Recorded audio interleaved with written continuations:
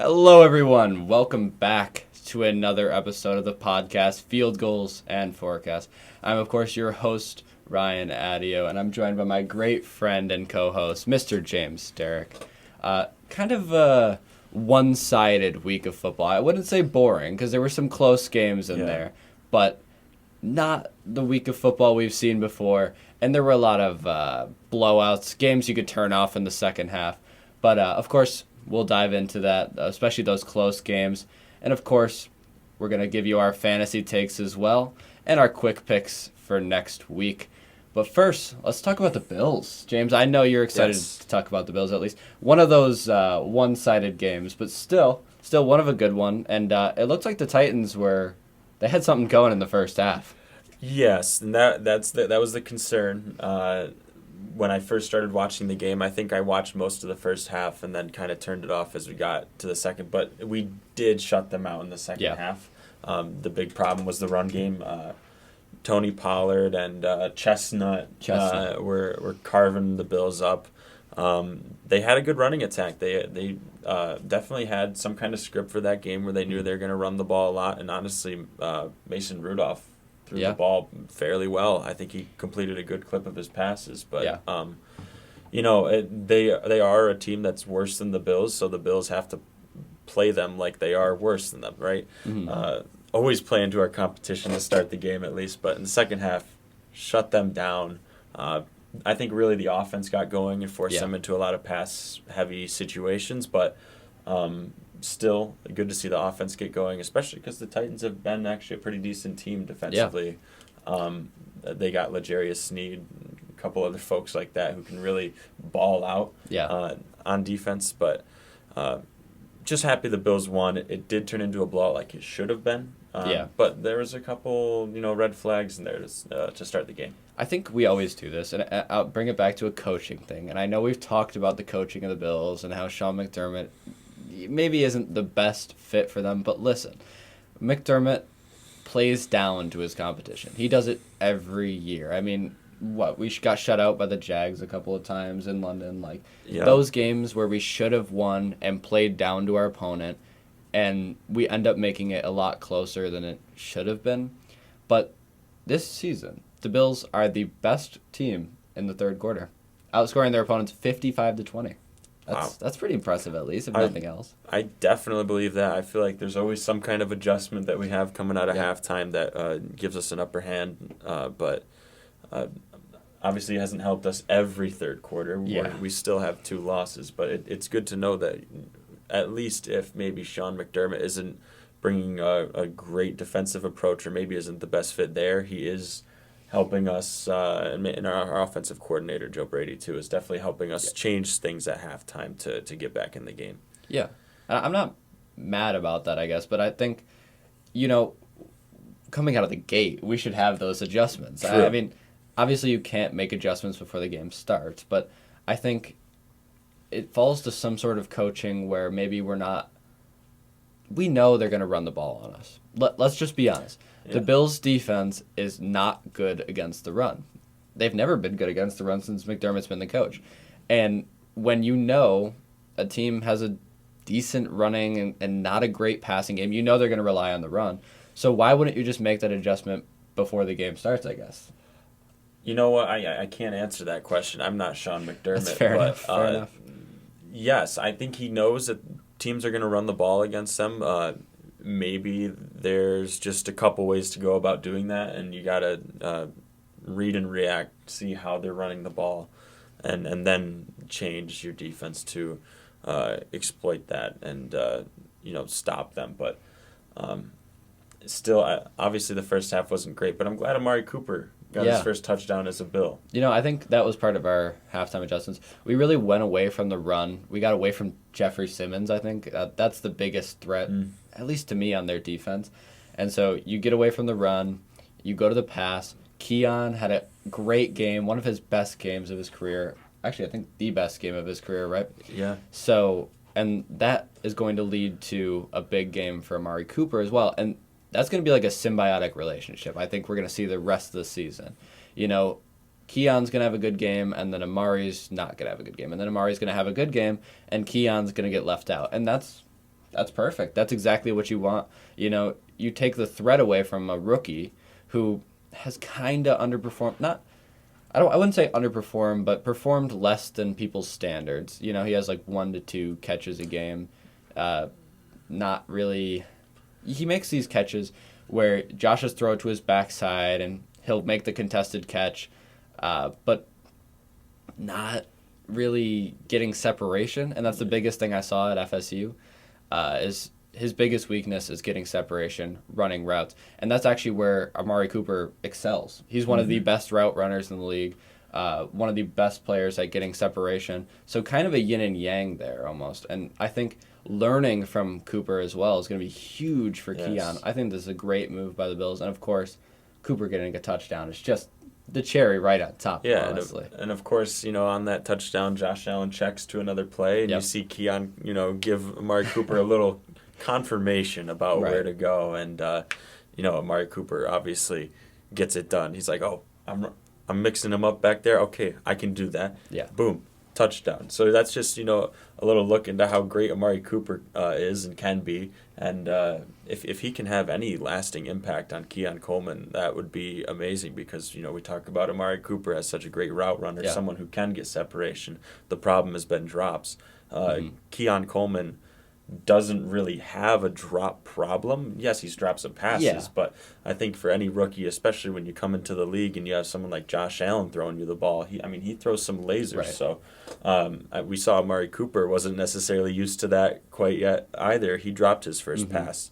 So I think if Keon can learn a little bit, develop under Amari Cooper, that would be the perfect archetype for him to go for. Yeah, and you mentioned it, but it's kind of an underrated thing that people aren't used to catching Josh Allen's passes.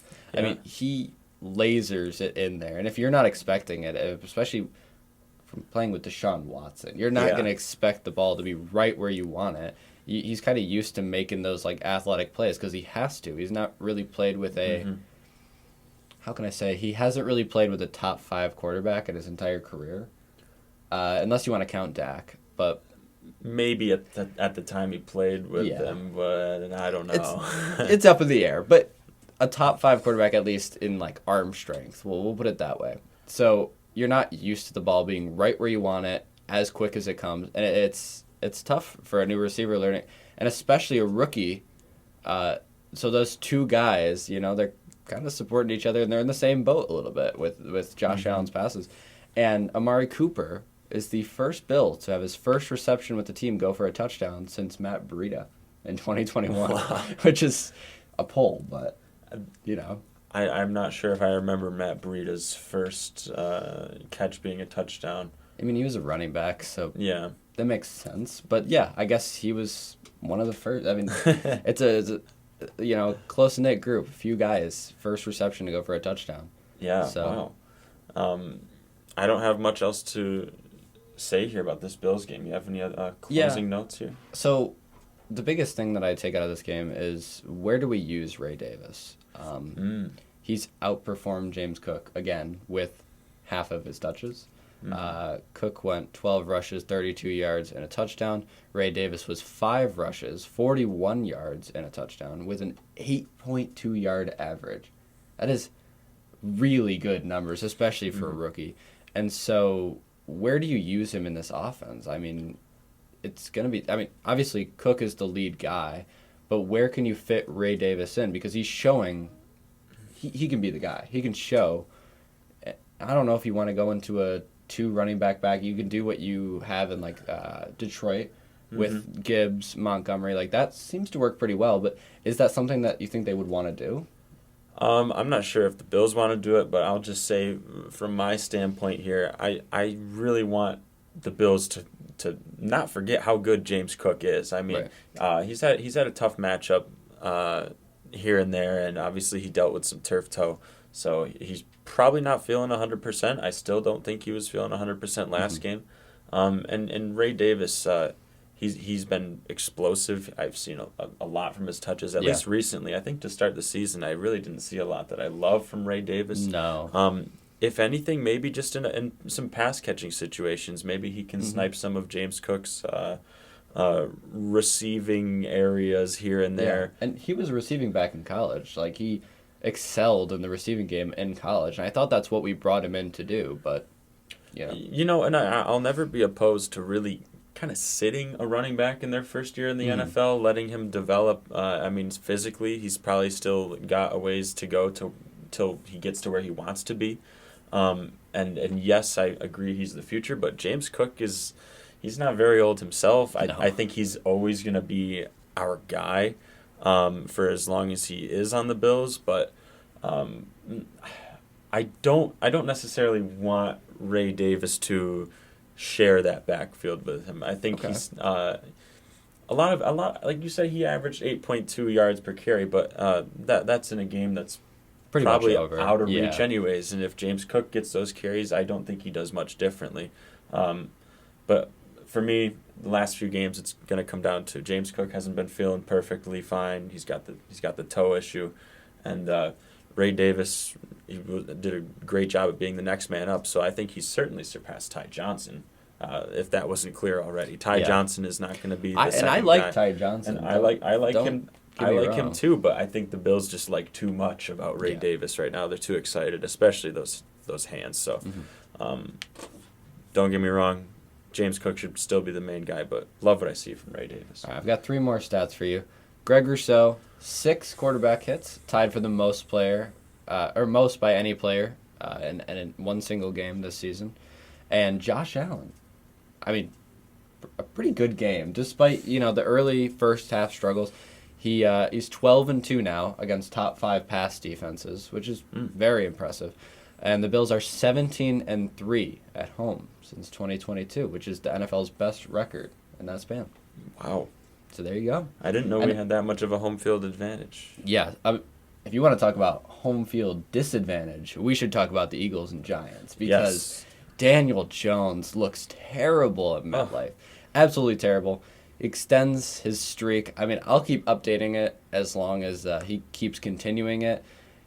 It's now 658 days at home since he hasn't thrown a touchdown, and that's with last game as well. Man, you want to talk about New York sports? I think Kyrie Irving and Kevin Durant were both still on the Brooklyn Nets. Yeah. But when Daniel Jones last threw a touchdown, that's insane. Yeah, that's bad. In New York, that is. But that's just what's going on there? I don't know. Where is it pure coincidence where when he happens to be at home, he just doesn't find the end zone? This is surpassing coincidence. You said how many days? 658. The last time was New Year's Day, 2023. So wow. January 1st, 2023.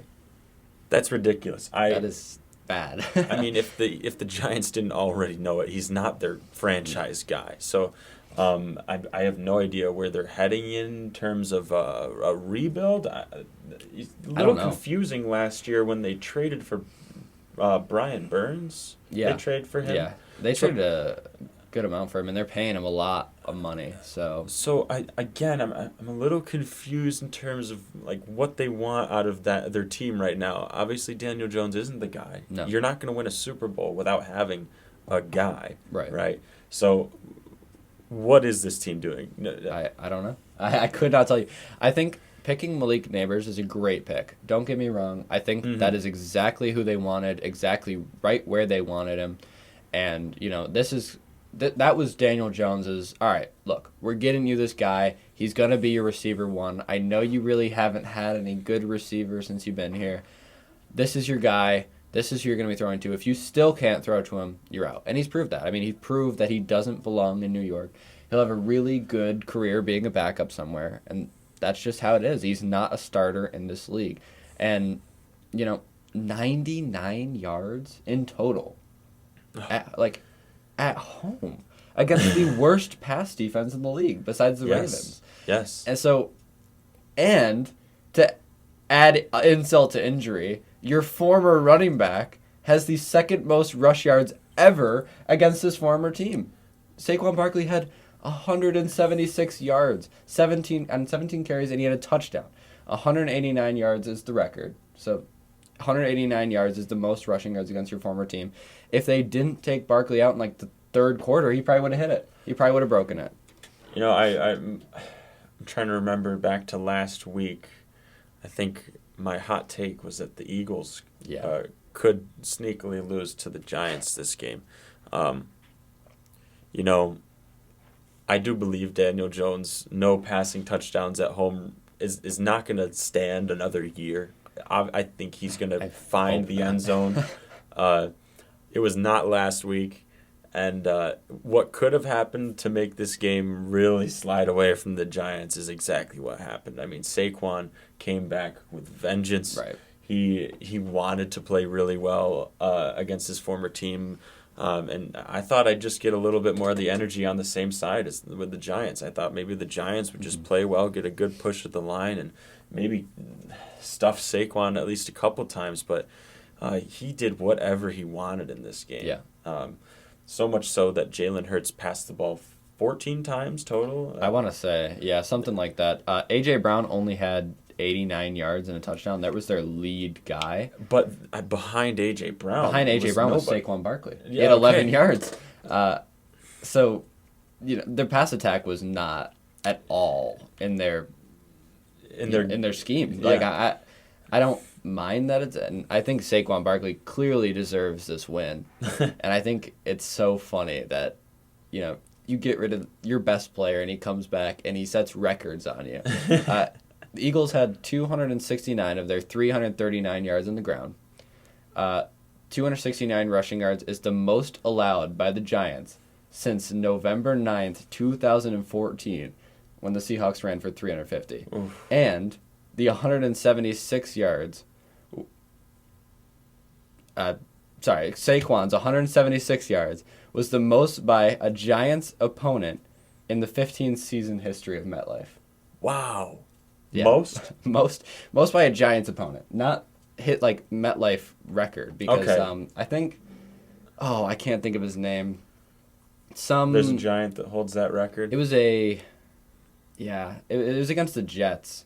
I think the Jets running back, he had like 200 something yards, and that's the record. I can't think of his name right now, but it was sometime in like 2015. But it's the most against a Giants, like for a Giants opponent, which is crazy. Just a terrible weekend for Giants fans, and for my hot take that died in a ball of fire. I honestly agreed with you. I thought that was a good one. I thought they might have a chance, and they didn't. They didn't. Mm-hmm. Like, just watching any part of this game, the Giants were not in it. No. So, and the Eagles actually had, if you watch the game, like the Eagles' defensive presence was huge. I mean, they allowed 23 yards on the ground, and their highest rusher, the Giants' highest rusher, had 23 yards. So, not good. And the Eagles had 8 sacks. 8 sacks on Daniel Jones and Drew Lock, because Drew Lock came in at the end of the game. Wow. Yeah, that's bad. That's really bad. And I know it's because Andrew Thomas was injured, but there's no excuse for 8 sacks. That is just 8 sacks. You can blame the quarterback as well. You know what I mean? At some point, you have to blame the quarterback, and I do blame him. And it's not just because it's Daniel Jones, but I do blame the fact that they're sitting back there too long. They don't have anybody to throw to, and their best lineman is down. So that's a recipe for disaster, and the Eagles exploited that. They 100% exploited that. 8 sacks is not a number you want to hear unless it's for your team. And I don't really have much else to say for this game besides just a really one-sided No, game. Let's get away from the one-sided games and go to the good games, or at least the better games. This was the best game of 100%. The week last week. It was your game of the week, which turned out to be very correct. Yep. Lions at Vikings. You can gloat a little bit if you want, or you can just take this game. Say what you would like to say. So, I could just assume that this was going to be a great game. And I knew the Vikings, their streak was coming to an end. I could feel it. These Lions are serious. I think they look better than last year. Right now, they are probably a top 2 team in the league. I'd say they're even the best team in the league right now. I would be confident in saying that. I would 100% say that they could beat anybody in the league right now. And their early season losses, it happens. It happens. You come out and, you haven't played football for a while. You're getting things together. You're figuring out your team. This team is unstoppable on offense and defense. Like David Montgomery, Jahmyr Gibbs, that is the best running back duo in the league. And I would love to say that Bijan, Tyler Algier is the best, but it's not. Week in, week out, David Montgomery, Jahmyr Gibbs put up numbers. They put up numbers. And, of course, Montgomery's hurt right now, but I think he's scheduled to come back. He sustained a minor injury in that game, and I think he even came back for a couple snaps after. So not worried about it. But definitely was taken kind of to the lesser side of that game. Right. Definitely didn't have as much of an impact. The Lions are the first team since the merger, so basically NFL history, to have more touchdowns than incompletions in a 4-game span. That's ridiculous. That is again, insane. We saw Jared Goff with only 3 incomplete passes. I think he finished 22 for 25 in that game. And I don't know when his perfect streak ended, but I saw he was at least up to 11 for 11 or something around there. He's been mighty impressive, just dropping back and finding these guys so quick. Yeah. And I think it helps when you have a weapon like a Jahmyr Gibbs who can come out of the backfield and make plays. But he was as explosive as ever in this game. I feel like there was a stretch where it was just give Jahmyr Gibbs the ball because 100%. He, especially after Montgomery sustained that minor injury, Jahmyr Gibbs was ready and is always ready to take the lead back role in Detroit, and he was mighty explosive. Every time he touched the ball, it seemed like he broke at least 1 or 2 tackles. So just made it really hard on the Vikings, who actually made this a really good game. And the Vikings, I think, took an early lead, right? Mm-hmm. Yeah, so they went up early, and the Lions were able to easily claw their way back in this game. And, of course, Jake Bates, just, what was it, a 44-yard game winner? Mm-hmm. He's 10 for 10 on the season. I love it because, Jake Bates is from the UFL, right? Yeah, you're a big UFL Michigan Panther, I want to say. Great. I'd love to see it. You love to see, and that's the second, really good kicker that's come out of the UFL.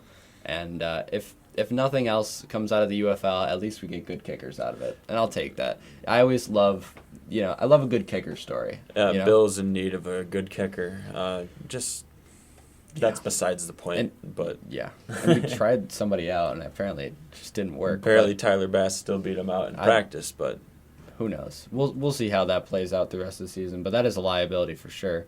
Not like the Lions. I mean, this guy is really good. I've seen him hit a 66-yarder in the UFL. That is nuts. That is a nuts. Yeah. I could tell you this guy was going to be good. And, of course, their defense has been great as well. Brian Branch. Brian Branch had a hell of a game. What a guy. What a player. I knew he was going to be so good. When he was coming out of Alabama, right? Mm-hmm. So I could have told you he was going to be one of the best safeties in the league. Of course, his first game is a pick 6 against Patrick Mahomes. That's amazing. Yeah. But he's the highest PFF graded Lion against the Vikings. He's easily becoming one of the best safeties in the league since they moved him from nickel corner. I don't know why they had him at nickel corner in the first place, but moving him to safety is probably one of the best decisions the Lions made this year. Yeah, and just good for the Lions. I mean, you've seen, I think there was at least 4 players from that draft that are still big impact players. Who did we got? Who did they have from that draft? They had Brian Branch. 22? Yeah, Sam Laporta, I believe, was also in there. Yep. Who else? There was 2 other big guys that they picked up. I can't remember off the top of my head. Yeah, it must have been later picks because those are 1 and 3. I want to say they got Laporta in the 3rd round. Yeah. But or 2 and 3. Who'd they pick? Oh, they got Jamison Williams in the 1st round, right? Oh, and Campbell. Was that 21? Campbell. No, yeah. 22. Mm-hmm. Anyways, just the Lions have done a tremendous job. Yeah. They haven't had to trade for all of their great players. They've been pretty homegrown. I'm happy for the Lions. I wish them success if the Bills lose. And Amon-Ra. You want to talk about a good pick. Amon-Ra, St. Brown. 5th round? 6th round? I don't One recall. of those 2. It's a late, very late pick. He had 112 yards in this game. He's easily becoming a top 5 receiver. Or actually, I think he already is a top 5 receiver. And you know who's second in receiving on the team? If you had to guess. if I have to guess. Oh, well, we know it's not Sam Laporta. He's actually not a struggled. Receiver or a tight end. So it's got to be Jahmyr Gibbs. Yeah, I really narrowed it down for you. But 44 yards for Jahmyr Gibbs. That's really good numbers. Mm-hmm. Other than that, obviously, 116 yards on the ground, 2 touchdowns. Just, if they can't get you through the air, if Jared Goff is perfect through the air, they'll get you on the ground. And that's so scary, especially with having a really good defense behind you. And I would love to see where the Lions go this season. I think all of America is rooting for the Detroit Lions right now. I think this is just a perfect example of a well-oiled machine where every part is working very well, especially the coaching side of things. Jared Goff would not be as good as he is without having a very good offensive point of attack and knowing where he's going to go with the football. Absolutely. And I think the rest of it just goes from there. Obviously, they have a lot of talent. But this is a very well-oiled machine. I would like to see them go through some rough times and kind of, test that out and get through that, because you hate to go to the postseason, the playoffs, without having some rough times. And I think the beginning of the season has already been kind of a rough time for them. That is true. If we're being honest. But I love where they're at right now. Like you said, they'll probably go up and down. They'll fluctuate. That's just how the Lions are. But if you want to talk about 2022 draft, here's what I got for you, all right? Aiden Hutchinson. That's pick right. 2. I don't know how I forgot about that. I'm sorry. Of course, he's hurt right now. That's a huge deal. Jamison Williams, just suspended, actually, for PEDs. PEDs, yeah, man. tough. And was suspended before for gambling, so not a good look, obviously. But Kirby Joseph, he's pretty good, actually. He's been quite nice. Valid. When was Brian Branch 2023? He must have been. Hold on. I'm pulling it up. I'm getting there. I thought it was 2022. I would have thought it was 2022 as well. But you know what? Yeah, 2023 makes more sense, actually. So Jahmyr Gibbs, Jack Campbell, Sam Laporta in the second round. Brian Branch in the second round. Hendon Hooker, which I actually really liked out of Tennessee. I think if he gets a shot, he'd be a pretty good quarterback in the NFL. And then after that, it was nobody of mention. But that's a really good draft. Great drafts back to back, if we want to talk about that. But wow, I love where the Lions are right now. I think, like you said, everybody's homegrown. Mm-hmm. I think they have a really bright future for sure. Yeah. Now, do you have any final thoughts about Lions Vikings before we get into my terribly picked game of the week? No, I got nothing, honestly. Just props for the Lions, Yeah. They're early Super Bowl favorites for me, I would say. Yeah. Speaking of some possible Super Bowl contenders, you would think previous Super Bowl. Yeah. You would think Chiefs, Niners, Super Bowl rematch would be a really good game, but no, it was plagued by some just terrible quarterback play, especially the first 3 quarters. Brock Purdy was bad all game. Yeah. Mahomes was pretty bad until he got to the fourth quarter. Obviously, when it gets down to crunch time, Mahomes is going to make the right play. But, man, this was not a good-looking game. What have you got on this game? This game was 100% a win for Steve Spagnuolo. One of the best coaches in the NFL. I will stand on that every single day. I do not like the Chiefs, but Steve Spagnuolo is one of the best defensive minds in football right now. The way that their offense struggles and they continue to win games is beyond me. I mean, Brock Purdy, 3 interceptions? I know, he hasn't really struggled this year, but he hasn't been great. And I know Ayuk goes out, Debo goes out, but 3 interceptions is not, I don't think that's an excuse. Yeah, and he missed some throws as well that, didn't turn into interceptions, but it's just some terrible misses. Yeah, and I know you're frustrated going into this game. I'm sure the 49ers were extremely frustrated going into this game. But to be so frustrated, like, this is the team that beat you in the Super Bowl. This is the team that kept you from, having your name in the Hall of Fame, right? So you're so frustrated, pent-up anger going into this game to absolutely just play terribly in it it's a little disappointing. I thought it would be better.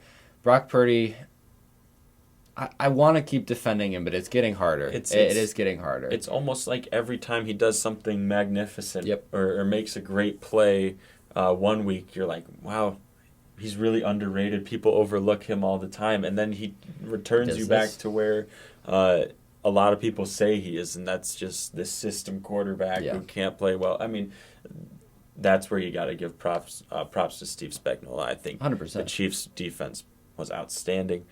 They've been outstanding all year long, and they get rid of like L'Jarius Sneed, big name guys like that, and they're still the best defense in the league. Probably he's just been able to make it work with the pieces they have, and quite honestly, it's about time.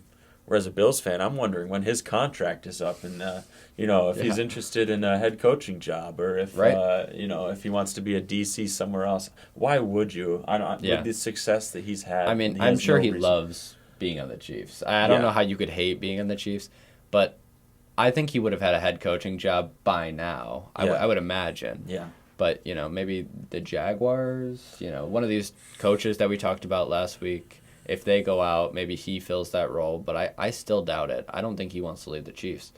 But if you want to talk about a guy that's never going to lead the Chiefs, Mahomes is having a terrible season this year. Terrible season. He's, of course, we mentioned that they're still winning games. Still didn't have a good game this week. 154 yards, 2 picks, and then 39 rushing yards, which I guess kind of was his highlight. And it all kind of came from one play, to be completely honest. And it was his career longest rush. Did you know that? I had no idea. Yeah, so he ran the ball well.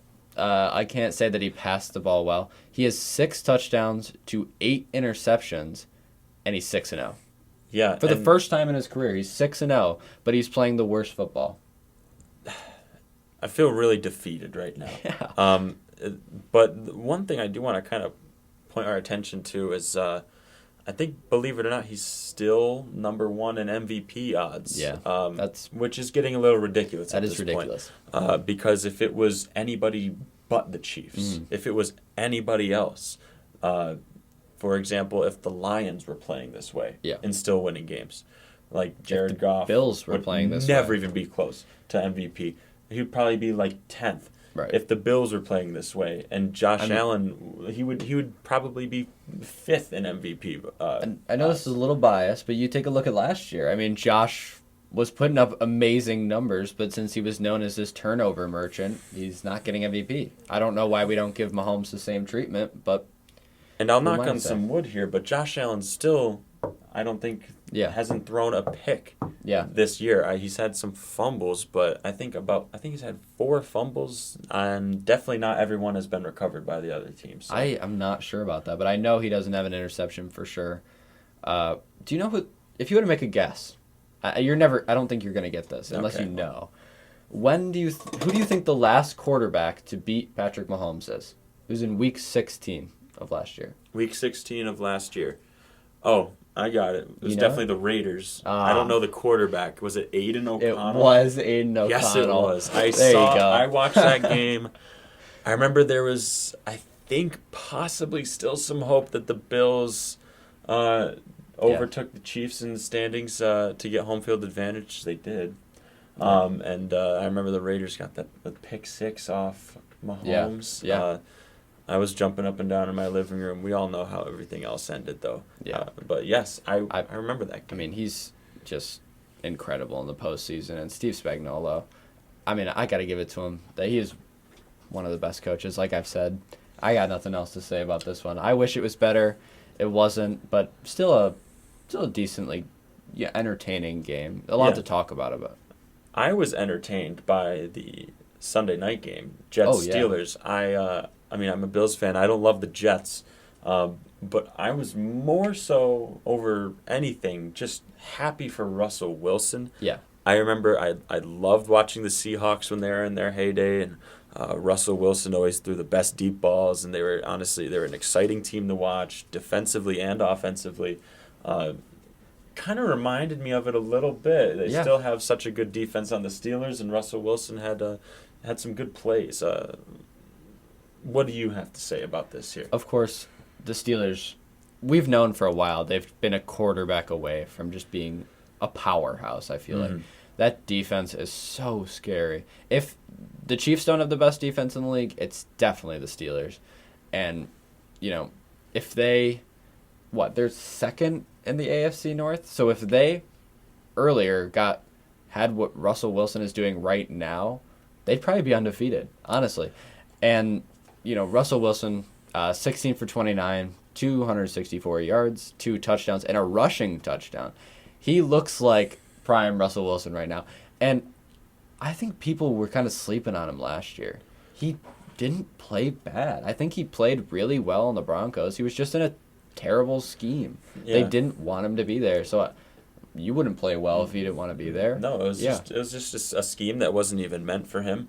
And also, I want people to keep in mind, last night he finished, you said, 16 for 29, and I think he started somewhere around 4 for 11. So he started the game pretty poorly. George Pickens made a great play. Yeah. But that's just a testament to how he ended the game against a really good Jets defense. Jets defense that's played outstanding all year. And they hung up 37 on the Jets. And I was honestly surprised to see how mobile in the pocket, not even getting out and getting yards, but just how mobile in the pocket Russell Wilson still was. I remember there was always the circus music playing when I'm watching SportsCenter the night after an old Seahawks W, because Russell Wilson is running 50 yards in the backfield before he finally lets one go. He didn't do that against the Jets, but it kind of showed some shades where he's ducking under guys. Yeah. He had some really nice looking plays. And you're going to look for the Steelers' wide receivers, running backs, tight ends to keep up a solid level of production for him because they did make some big plays. And you see them on the sideline. These guys, Najee Harris, who had a great night, 102 yards, touchdown. George Pickens, he hasn't had a really good quarterback to throw to him in a while. These guys are happy. They're all together. They're smiling. They really enjoy having Russell Wilson throwing to him, and he looks like vintage Russ. We'll see how that keeps up. But on the other side of the ball, talk about a guy who didn't age well. Mr. Aaron Rodgers. 2 interceptions, 279 yards and a touchdown. But Devontae Adams as well. I mean, they brought in his best friend, and he still isn't making good plays. 3 receptions, 30 yards, and a tackle. He had a tackle. He recorded a tackle. I'm going to put it in his set. Actually, it was a pretty impressive tackle from what I can remember. He leaped from behind. It kept him from a pick six. Yeah. So. But, I saw something funny the other day, and someone was saying, what Aaron Rodgers really needs on the Jets for them to succeed? He just needs one more friend. He needs one more Aaron Rodgers friend. He just needs one more old Packer, and then he's going to be good. They're going to be a great team. Just give him one more friend. Why don't you go? Why don't you get David Bakhtiari? Bring him in. Or beg Randall Cobb to come out of retirement. Obviously, it's the first game that they're all playing together. They are really rough matchup with the Steelers. I think you need to stress that. But I'm going to be searching for some accountability from Aaron Rodgers because I don't think he played very well. And I'm watching these post-game interviews with him, and he blames everybody else but himself, which not a good look for your leader on your team. But the real leader on this team, I think, Breece Hall. His involvement has gone way through the roof since he's gotten in this new offense. New head coach, of course. 12 carries, 38 yards, and a touchdown, which isn't great, but 6 receptions for 103 yards. That's where you shine. And 103 of those yards came from Breece Hall. So you take away 103 from Aaron Rodgers. That is a poor stat line. But we won't get into that. I think the Bills sit very, very comfortably at the top of the AFC East. None of these teams really scare me, especially. No, and they've definitely got a route to the playoffs. It helps that they beat the Jets in Jersey. Yeah. But I do think the Jets are going to improve. I almost kind of hope they stumble into the playoffs. I do want to watch that team in the postseason just because of how exciting they can be. I know they have a level that they can unlock, but they're searching for it right now, and they need to find something fast. So they're under a lot of pressure. They definitely need to figure something out. But Breece Hall, like you said, I mean, the Steelers are terrific against the run, and they were. But you've seen a couple teams now resort to that short pass game against the Steelers that's worked really well. And Breece Hall, more than anybody, can make a lot happen. So I'm happy for him. Maybe he can be a leader for this Jets team, but Aaron Rodgers is going to have to shape up. He did have that one or a couple interceptions, but one really bad that he threw into like triple coverage. He doesn't look like the Aaron Rodgers we know. Besides for that Hail Mary, I haven't seen anything from Aaron Rodgers where I'd be like, oh, that's Aaron Rodgers. Yeah, and I saw more of it from Russell Wilson last night than I did from Aaron Rodgers, and Russell Wilson was he was hurt up until now. I mean, he just came back. This is his first game back. He didn't have any kind of preseason. He didn't prepare probably as much as Aaron Rodgers, and he's still playing better. So good for him. Yeah. All right, there's 3 more things I want to talk about before we dive into some fantasy talk. These players, I was like, you know what, good for them. I'm really happy for them. But I don't want to talk about the game that they played in, so I just want to talk about them. Marcus Mariota, of course, what a performance for him. Is stepping up behind Jaden Daniels, 18 for 23, 205 yards, 2 touchdowns, and 11 carries for 24 yards. Not the guy that I thought I'd be talking about this week, but what a way to put the team on your back, really prove that, this team is more than just Jaden Daniels. And I'm really happy for him. Of course, he was a former Falcon. So other than that, Joe Burrow gets his first career win in Cleveland. Yeah. 11 for 25, 181 yards, 2 touchdowns. Kind of the normal showing from Joe Burrow this season. And then, speaking of firsts, how about a first career receiving touchdown for Mr. Josh Jacobs on the Packers? There you go. First one in his entire career. Can you believe that? Wow, seriously? He's really just He's never had a receiving touchdown until He's never yesterday, been a receiving back of any kind, I guess, on the teams he's been a part of. It's funny you mentioned Joe Burrow beating the Browns in Cleveland. Obviously, Deshaun Watson suffered, though. Mm-hmm. Horrible Achilles injury. That might be career ending. It could be. Depending on... They paid him too much, I think, for it to be career ending. Yeah, but we'll see down the line what happens with him. Achilles injuries suck. It looks pretty bad. Yeah. But I saw a very interesting post today. Every NFL team has scored over 20 points so far this year. Mm-hmm. And I saw another thing that even noted there were a couple baseball teams that scored over 20 I want to say the A's runs even scored this 20 year. Points. The Cleveland Browns have yet to score over 20 points, and they're being outscored by baseball teams right now. Even college football teams. They've got a lot to work on. Jameis Winston is going to be coming in. I would imagine he'd be the starter. They did just sign Bailey Zappi. I don't know if you saw that. Maybe just to introduce some competition, Not worried about it either way. But Dorian Thompson-Robinson continues to prove that he's not a starter in this league. Mm-hmm. Sorry. I'd love to see him succeed, but I just don't think he will, especially not on the Browns. Jameis Winston was actually the emergency quarterback. Did you know that? I saw that. I saw that today, and I was just intrigued that he's the emergency quarterback. Mm-hmm.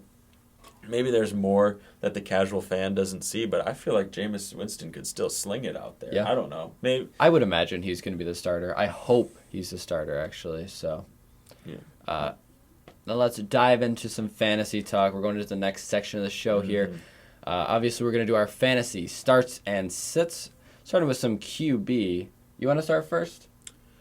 Yeah, so QB sitting this week, unfortunately, the best guy on my fantasy team. I'm going to tell you to sit Baker Mayfield this week. He's been one of the best quarterbacks in fantasy. And you know what? If he's all you got, like me, I'm still going to start him because on my bench is Patrick Mahomes, who's actually been horrible this year. But Baker Mayfield, if you have someone who's any better than Patrick Mahomes on your bench, you should start them instead. He lost all his favorite targets this week. Chris Godwin horrifically dislocated his ankle. That's a bad injury. On live television. His foot was sideways. And I really pray for Chris Godwin. Hope he has a good recovery. You hope this isn't season-ending, but it is definitely looking like that. Mike Evans, he gets his MRI today to see the severity of his hamstring strain. But that going into that game, he had concerns about that hamstring and definitely aggravated it on that touchdown pass that went through his hands. But, he's going to be relying on McMillan, Sterling Shepard, Cade Otton, just not guys that you want your fantasy quarterback to be throwing to. So for that reason, I'm going to sit him this week. What about you? I'm going to say if he comes back, which I don't know if he will, but I would say sit Jaden Daniels this week. Bears defense has been great, especially when it comes to playing against the QB. And if he's hurt, he's probably not going to play as good as he was. Not sure about his injury yet, so of course this could just be a no-brainer to sit him. But if, especially if his ribs are hurting, that throwing motion is going to get pretty badly tainted, and I wouldn't. And maybe he's even less willing to get out of the pocket and make some plays if he's still not feeling too well in there. He doesn't want to get hit. Right. I think this will be, if he plays, it'll be a good showing from him, but not the showing that you want. And if we're going to go into start, I want Jordan Love. Give me Jordan Love this week. He hasn't been great recently, been a kind of turnover merchant here, but there's no way the Jaguars limit him. They're the worst defense probably in the league right now, especially against the pass.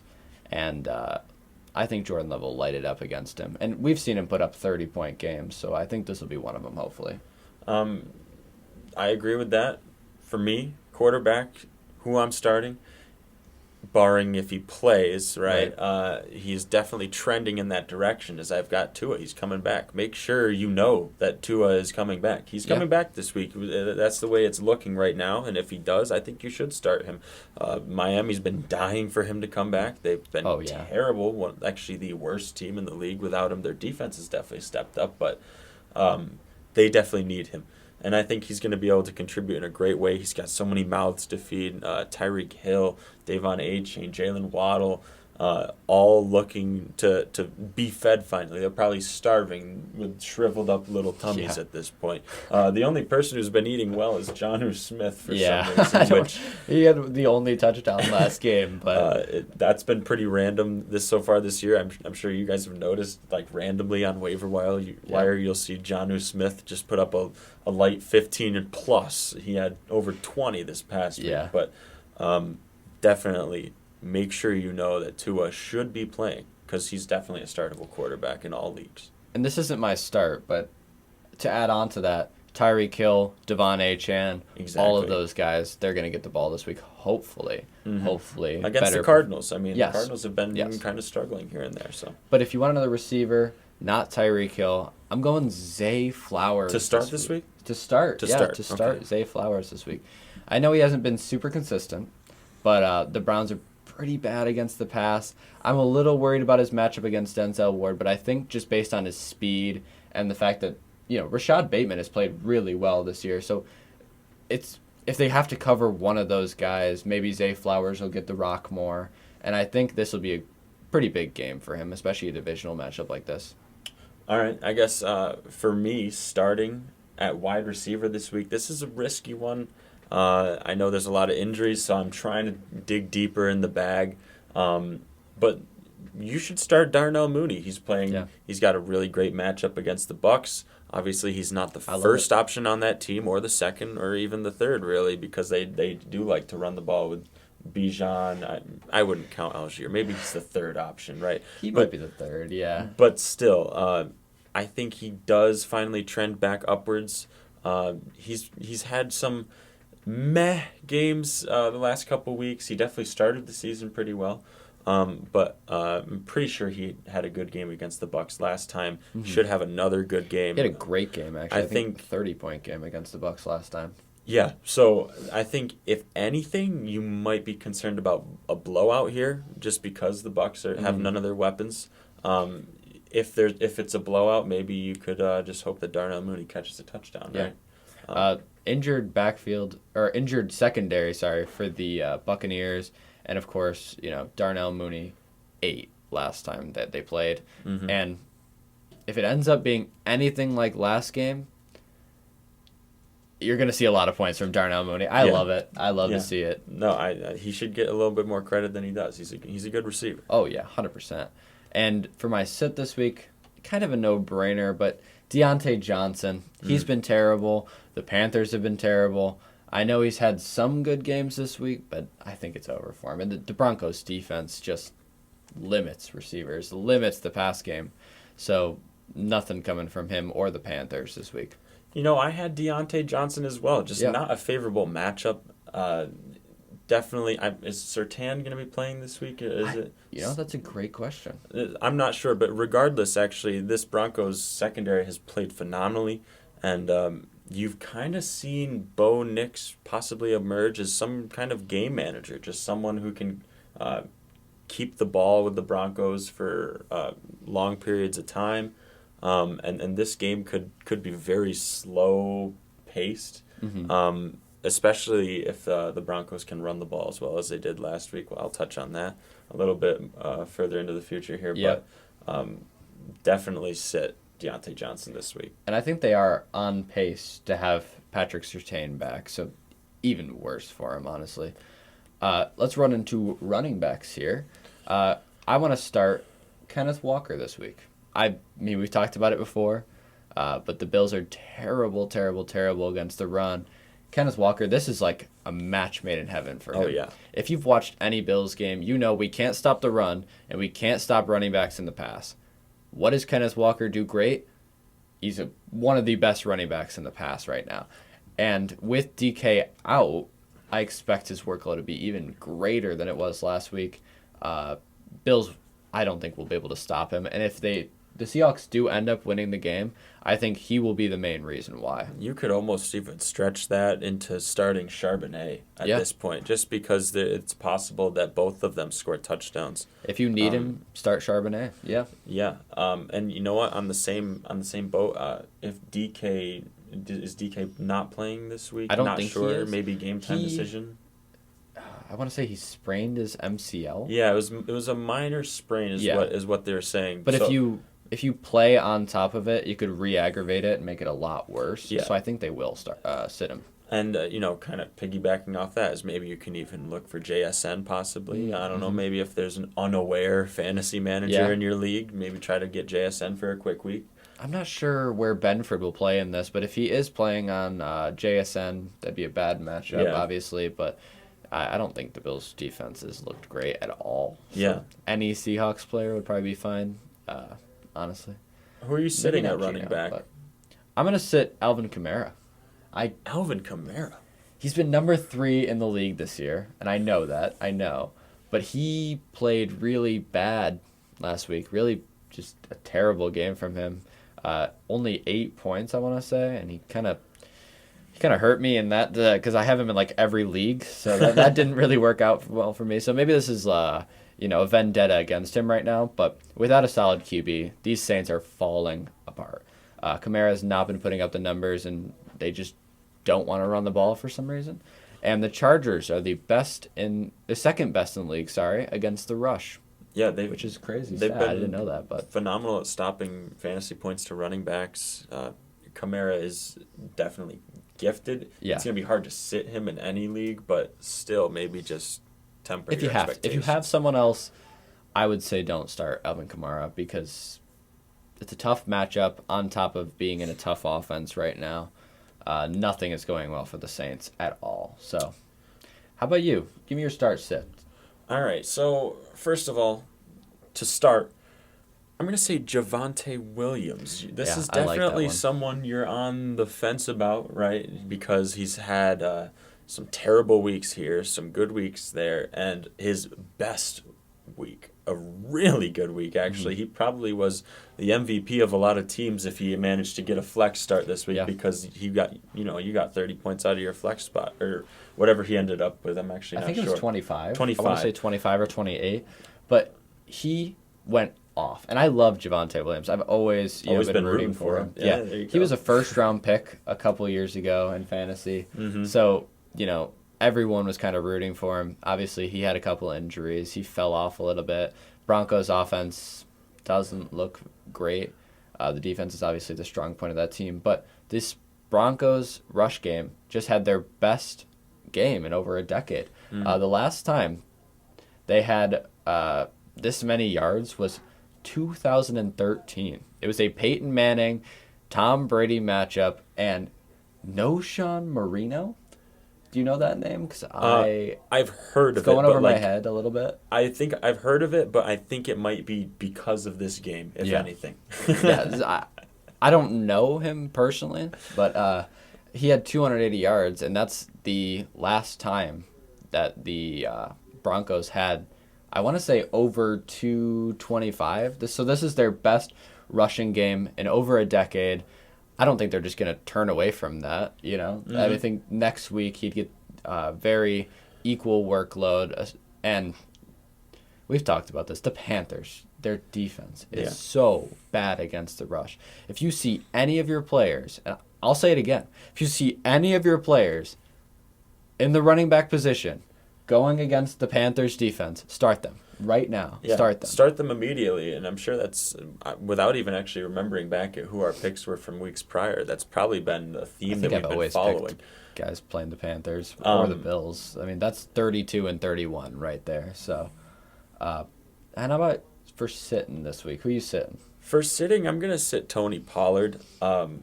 He's had some I think he's had 3-4 games that he's got up to 15 or so fantasy points.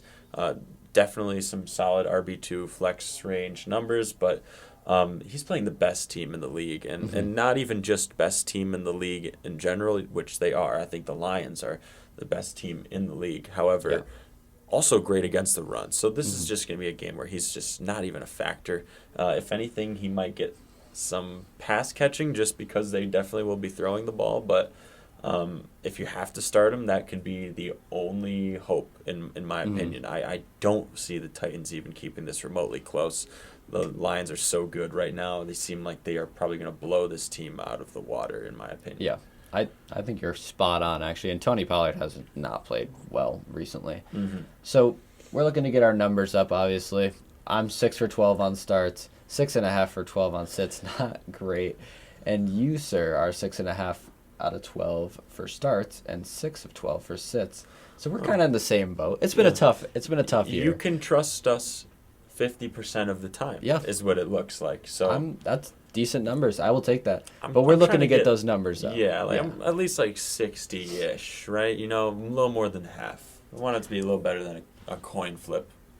And me and James are going to run through a couple of guys that we think you should consider dropping this week. Not even benching them, get them off the team. Or you can bench them if maybe you're in a bigger league. But these are guys that haven't performed up to their expectations at all. And these are you want them, you take them in a high round, or you take them kind of in a late round as a sleeper, and you're looking for them to produce, and they haven't this season. I think it's time to give up on them.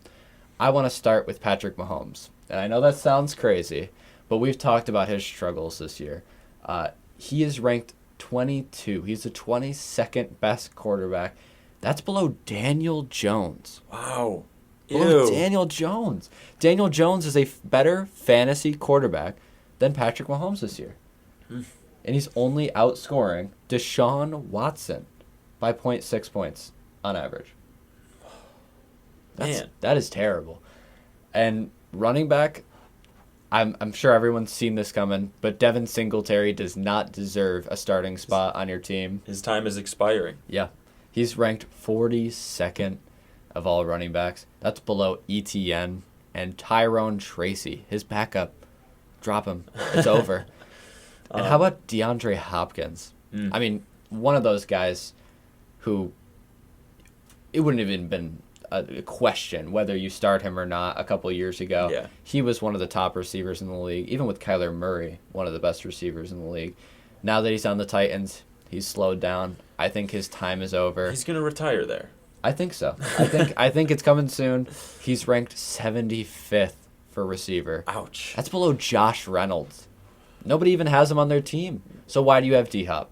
Get rid of him. That's Get a rid good of him. point. Spring cleaning. Get him out of there. D-Hop, I think, had one good game. Yes. I think he managed. And he only had like 11 points. Yeah, well, no, he managed to get 17 or something like that with the help of a touchdown. So it's like, how often do the Titans find the end zone, right? Not very often. I'm going to keep it right there, and I'm going to say Calvin Ridley. Guys, anybody on this Titans team, especially this week, don't even touch them. They're playing the Lions. This might be a murder. So Calvin Ridley, you can kind of say the same thing about him as DeAndre Hopkins to a much lesser degree. However, Calvin Ridley, there's a decent amount of hype around him. Yeah. He's definitely one of those playmakers, super fast. If he's in the right offense, I think he could definitely play well. But he's been the 60th wide receiver this year, which is certainly a little better than D-Hop, but still, for someone who's supposed to be the number one option on his team, I think it was it last week? He had 8 targets, no catches? Something like that. Yeah, I think he put up a big goose egg this week, so I think it's time to get rid of him. He's been struggling.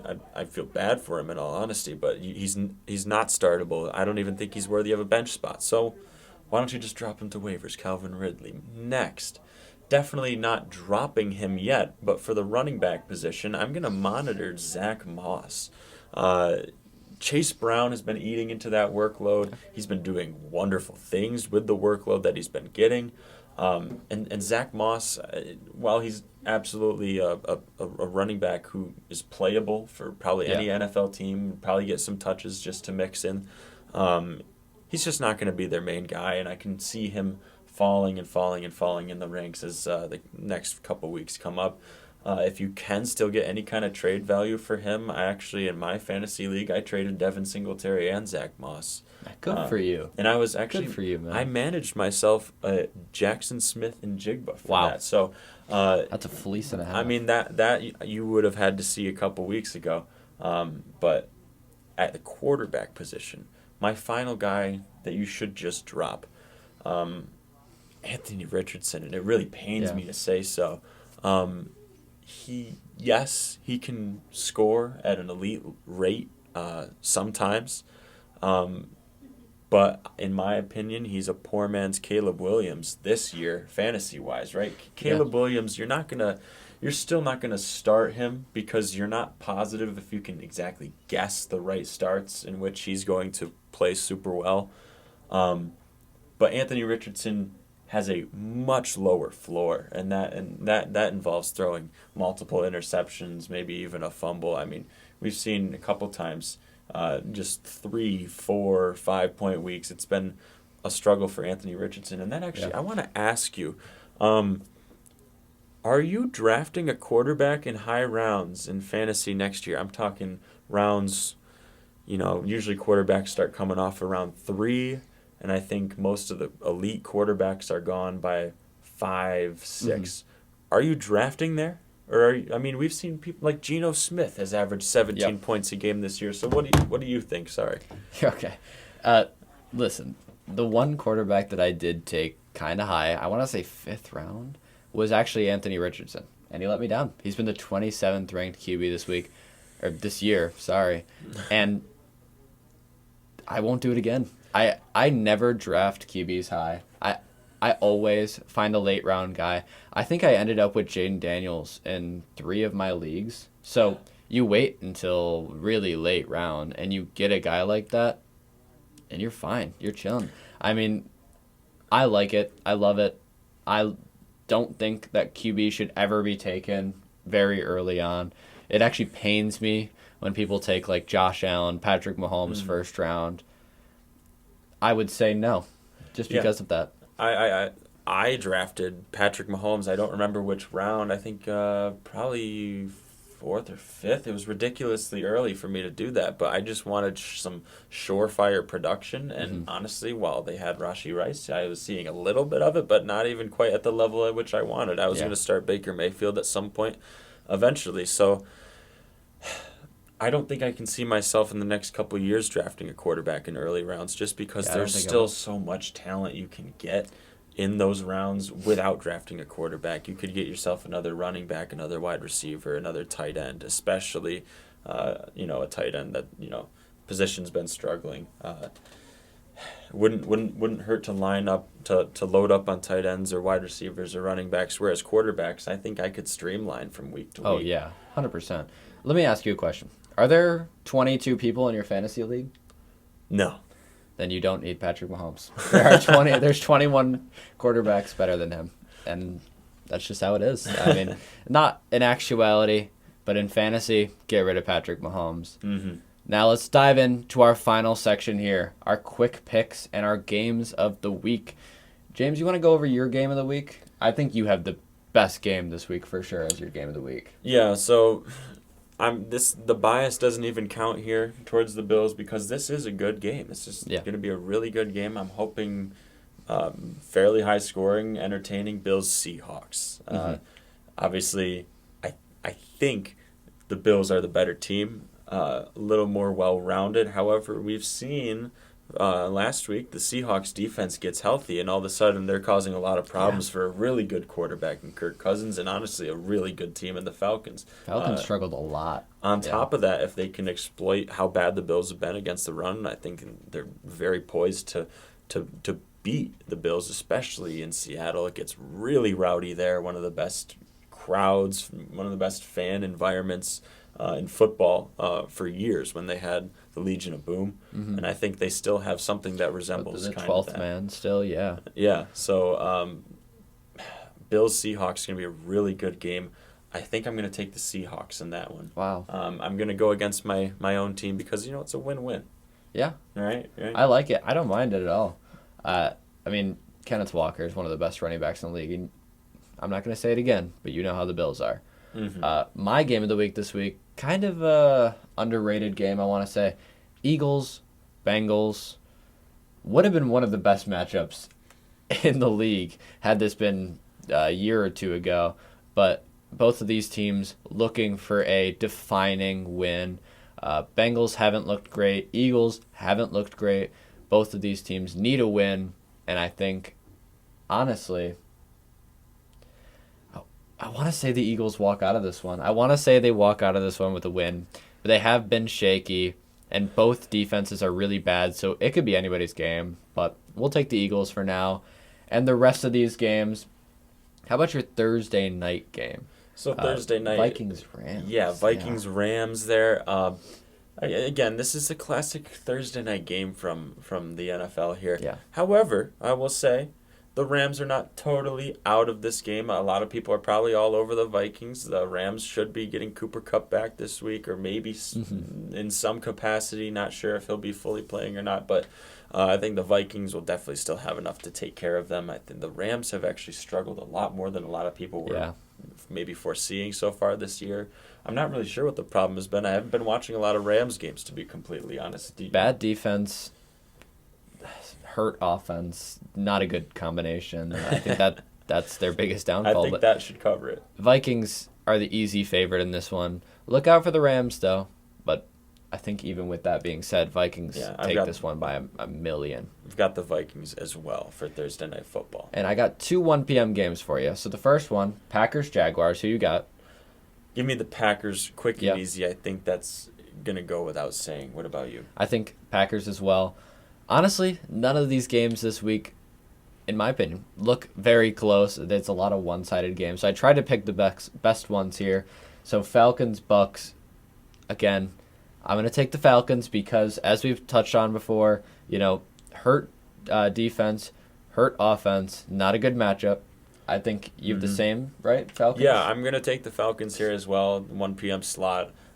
This was a great game last time, but the Bucks were just barely hanging on, and that's when they had all their weapons. So you take the weapons away, and I think the Falcons could honestly run away with this one. Yeah, I hope so. I'd love to see it. We're sitting real pretty at the top of the NFC South right now, so let's keep it going. And Bills, Seahawks, we've touched on. That's your game of the week. You said Seahawks. I'm taking the Bills. All right. And I'm trying not to be biased here, but I think it's only because DK is out. If DK was in this game, he owned the Falcons last week. He is one of the main reasons why we lost. And I think because DK is out, if he is out, right? 'Cause Yeah. he's still questionable. Mm-hmm. But I think even with limited touches, limited play time, I think that's one of the reasons why we might come away with this win. But I do think, here's maybe a hot take, this is the week Josh Allen throws his interception. I think he Sure. gets his interception in this one. Sure. I mean, he's gone a long while without really turning the ball over, but this Seahawks secondary, which is part of the reason I think they're going to come away with this one, is they're dangerous. Now they're healthy. They're playing well. They just shut down Kirk Cousins. They're ready to keep it rolling.